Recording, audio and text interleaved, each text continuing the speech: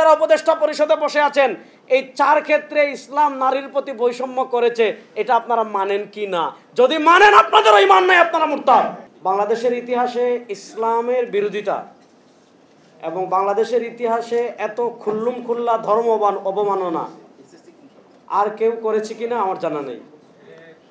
এত ভয়াবহভাবে এই নারী বিষয়ক সংস্কার কমিশনের প্রতিবেদনে ইসলাম বিরোধিতা, ইসলামকে খাটো করা, ধর্মকে খাটো করা, তারা কি কি কাজ করেছে এবং এটার প্রতিবাদে আমরা কেন সরব হয়েছি, তার কয়েকটা পুরা বিস্তারিত আলোচনা করার তার সুযোগ নাই বা আমার পক্ষে সম্ভব না। আমি কয়েকটা জিনিস আলোচনা করি।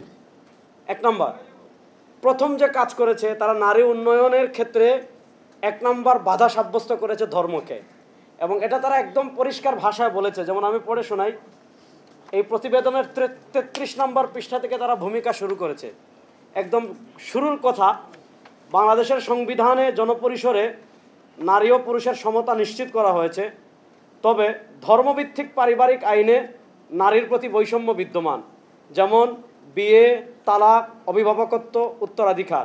তাছাড়া অন্যান্য আইনেও নারীর প্রতি বৈষম্যমূলক বিদ্যমান রয়েছে, বৈষম্যমূলক বিধান রয়েছে। যে নারী পুরুষের সমতা থাকার পরও আমাদের দেশে নারীর প্রতি 4টা ক্ষেত্রে বৈষম্য হয় তারা বলেছে। বিয়ে, তালাক, অভিভাবকত্ব, যেটাকে আমরা আরবিতে বলি ওয়ালায়াত, উত্তরাধিকার, যেটাকে আমরা বলি ওয়ারাসাত। তারা বলেছে এই 4টা ক্ষেত্রে নারী ধর্ম নারীর প্রতি বৈষম্য করেছে। এরপরে লিখেছে, এই 2 প্যারা পরে লিখেছে, ধর্মীয় বিধানের ভিত্তিতে পরিচালিত ব্যক্তিবাচক আইনগুলো নারীদের জন্য বিশেষভাবে বৈষম্য সৃষ্টি করেছে। যে আমাদের ধর্মের যে পারিবারিক আইনগুলো আছে, এগুলো নারীদের প্রতি বৈষম্য সৃষ্টি করেছে, এটা লিখেছে এখানে।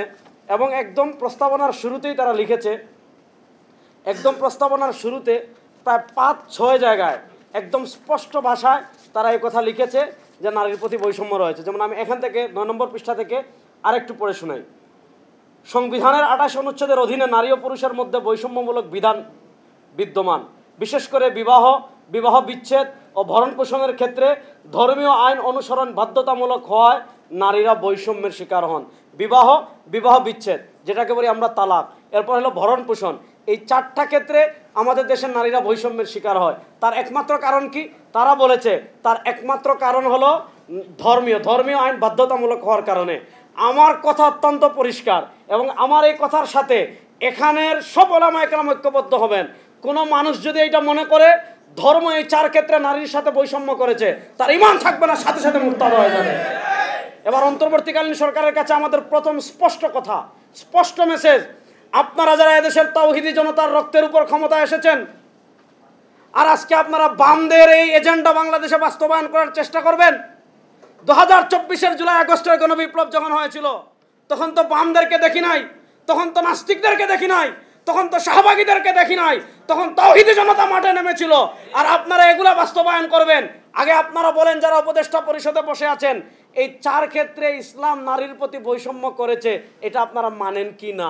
যদি মানেন, আপনাদের ঈমান নাই, আপনারা মুরতাদ। হিসাব অত্যন্ত সহজ। এবার আসেন, এটা হলো তাদের ভূমিকার কথা, যে ভূমিকায় তারা ধর্ম আর নারীকে আলাদা আলাদা করে দিয়েছে। এরপর কি করেছে? বর্তমান পৃথিবীতে আমেরিকান এনজিওদের মাধ্যমে পুরো মুসলিম পৃথিবীতে একটা পৃথিবীর ভয়াবহ জঘন্য একটা অপরাধ, সেটা হলো সমকামিতা। এটাকে তারা এলজিবিটি ট্রান্সজেন্ডার, এলজিবিটি, লিসবেন, এই নানাভাবে তারা এলজিবিটির মাধ্যমে এটাকে তারা প্রতিষ্ঠিত করতে চায়। তো তারা আমাদের দেশে সমকামিতা বলেন, ট্রান্সজেন্ডার বলেন, এলজিবিটি, এগুলা সরাসরি বললে মানুষ এটা মানবে না। এজন্য শব্দের মার পেছে এই এমন শব্দ তারা ব্যবহার করার কথা বলেছে, যেই শব্দগুলো ব্যবহার করলে আপনার যারা সমকামী আছে তাদের অধিকারের কথা আসবে, আপনার যারা ট্রান্সজেন্ডার আছে তাদের অধিকারের কথা আসবে।